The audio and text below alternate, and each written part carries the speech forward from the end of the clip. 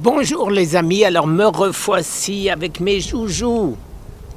Alors, pour commencer, je vais vous dire pourquoi est-ce qu'il est plus intelligent aujourd'hui, si on n'est pas professionnel, d'acheter des appareils APS-C.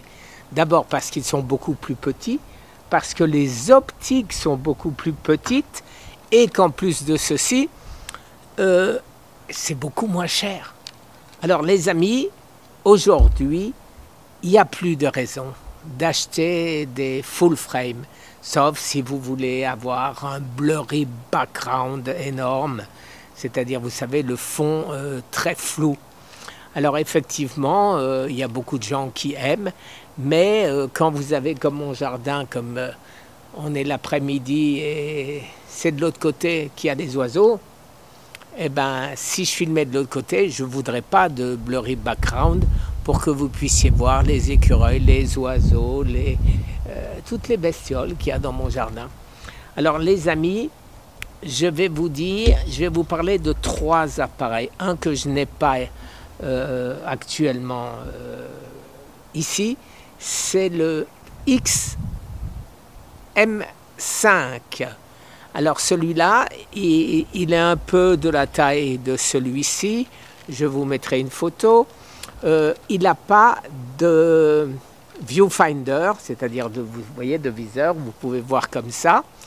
Et il n'a que 26 millions de pixels. Alors, il a l'avantage d'être en dessous de 1000 €. Il a l'avantage d'avoir un petit objectif qui coûte...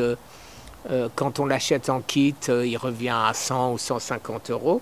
Mais surtout, vous avez la possibilité de mettre les optiques TT Artisan ou 7 Artisan.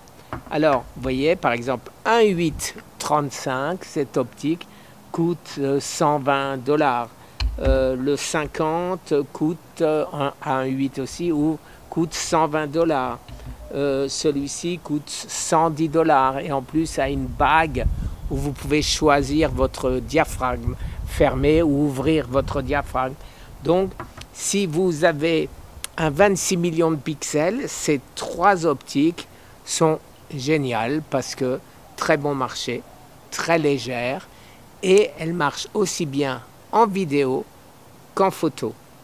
Si vous voulez cet appareil-là, qui est un 40 millions de pixels, c'est-à-dire le XT50 ou le XT5, qui est un peu plus gros, qui a davantage de choses et qui coûte 200 $ de plus. À ce moment-là, vous pouvez mettre les optiques Sigma. Les Sigma qui encaissent 40 millions de pixels et donc qui auront une qualité de photo où vous verrez la différence entre 26 et 40. Hein. Ils ne sont pas gros non plus et ils ouvrent à 2.8. Ça veut dire qu'avec ceci, vous aurez le blurry background, le fond, l'arrière-fond flou. Maintenant, vous avez le Canon. Alors le Canon, c'est le R7. Alors le R7 ou le Fuji, donc le Fuji fait 40 millions et le Canon fait 33 millions. Le Fuji a l'avantage d'avoir 40 millions, le Canon a l'avantage d'avoir pour l'animalier, c'est-à-dire vous les photographiez dans des zoos, des animaux, etc. Son autofocus est absolument extraordinaire.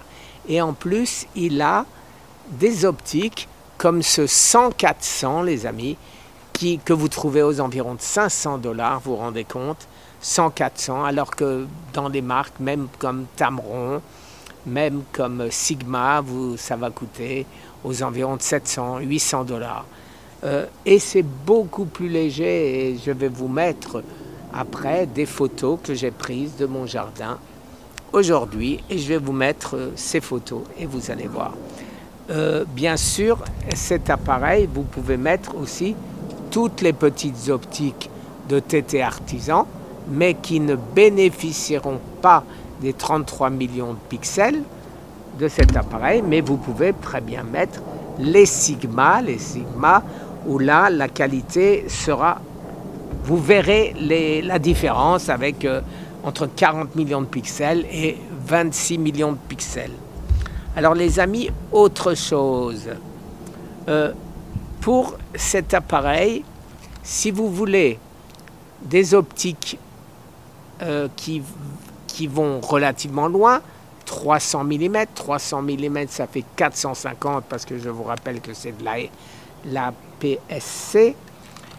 À ce moment-là, vous avez deux solutions. Ou vous achetez ces optiques Fuji qui sont très chères, c'est-à-dire plus de 1000 $, 1200, 1500. Ou alors, vous achetez justement le Tamron ou le Sigma 16-300, Tamron 18-300. Les deux sont excellents. Le Sigma est plus récent et donc personnellement j'opterais pour le Sigma. Mais le Sigma, vous allez le payer 700 $ parce que vous ne le trouverez pas d'occasion, il vient de sortir. Alors que pour le Tamron, vous le trouverez aux environs de 400 $ ou même des fois un peu moins. Et si vous avez effectivement une autre optique comme celle-ci qui va de 10 à 18, eh bien vous en fichez d'avoir un 16, puisque vous mettrez celle-là qui va encore plus large. Alors maintenant, l'autre solution, les amis, pour ces deux boîtiers, de même que pour Sony, vous pouvez acheter des bagues, des adaptateurs comme celui-ci. Alors, celui-ci a l'avantage d'avoir un sabot, vous voyez. Ce sabot nous permet de le mettre sur un pied, et sur le pied, et ben donc, vous pouvez, même si l'optique est relativement lourde, vous n'avez pas de souci mettre un monopied ou un trépied. Et pourquoi je vous parle de ceci? Parce que ça existe pour Sony, ça existe pour Canon et ça existe pour Fuji. Ce qui veut dire, si vous êtes cinglé comme moi et que vous voulez plusieurs appareils, parce qu'ils ne font pas tous de loin pas la même chose, à ce moment-là, eh ben, vous pouvez acheter les anciennes optiques Canon EF. Celle-ci, par exemple, les amis, c'est un 18-400 mm. Les nouveaux sont des 300 mm. Alors, à 400 mm, la qualité sera moindre que les nouveaux, bien évidemment, à 300. Mais à 300, il n'y aura pas un monde avec celui-ci. Donc, ça peut être intéressant. Il a, pareil, c'est la même qualité de fabrication. Alors, la différence, les amis, c'est que il était plus stiff, comme ils disent ici. Vous voyez, les nouveaux ouvrent et ferment plus facilement. Ils sont stabilisés, ils ont tout pour plaire. Manuel, autofocus et stabilisé ou sans stabilisation. Et vous avez un 18, c'est-à-dire comme ce 18-50, c'est-à-dire il commence très large. Donc vous pouvez très bien mettre une optique comme ça sur un des trois boîtiers, Canon, Fuji ou Nikon, avec une bague d'adaptation. Et de cette manière, une optique comme ça, au lieu de payer 700 $, vous la trouverez difficilement neuve, parce que neuve, elle coûte 800, encore 850, 900, mais vous la trouverez aux environs de 400 $, donc d'occasion. Et si vous avez plusieurs boîtiers, je répète, vous pouvez l'utiliser sur tous vos boîtiers. Voilà, monture EF, c'est-à-dire c'est les montures qui avaient cours pour les DSLR, c'est-à-dire ce qu'on appelle en français les réflexes. Voilà les amis, je vous ai parlé aujourd'hui des APS-C qui me semblent les plus intelligents aujourd'hui. Les APS-C montent moins dans les ISO. Ça veut dire qu'il y a facilement un diaphragme de différence. Je ne sais pas si vous comprenez ce que ça veut dire. C'est-à-dire qu'il y a plus de lumière qui rentre dans un full frame parce que le capteur est plus grand.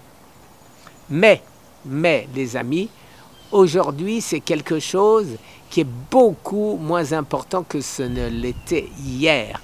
Pourquoi? Parce que les montées en ISO augmentent considérablement. Il y a 2-3 ans, quand vous faisiez une photo à 3600 ASA, c'était le bout du monde. Aujourd'hui, 6400, c'est normal. 12600, c'est normal.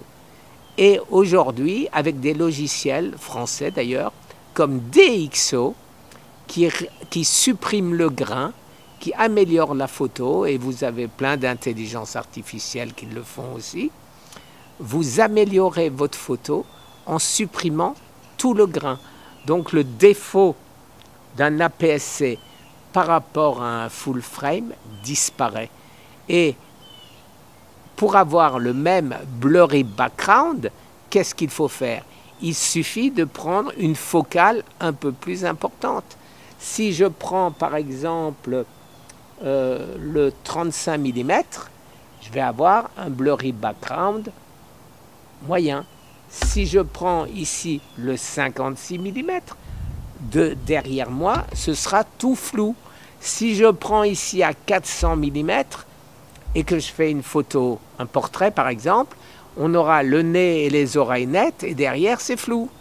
Donc vous voyez, en fonction de l'utilisation, en fonction, et c'est très facile parce qu'on le comprend très vite les amis.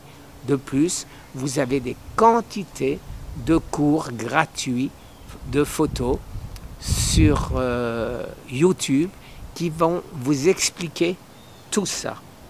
Alors, pour terminer, pour conclure, vous voulez un très bon appareil avec une résolution très importante pour pouvoir faire des paysages, pour pouvoir ce qu'on appelle cropper dans la photo. Je vais par exemple faire une photo là de ce palmier, et bien là ce sera très large et je pourrai aller dans la photo pour n'avoir que le palmier et il sera tout aussi net les amis. Donc c'est un avantage indéniable. Voilà, je pense, mais surtout, posez-moi des questions. Si je m'explique mal, parce que vous savez, ça fait 60 ans que je fais de la photo, 55 disons,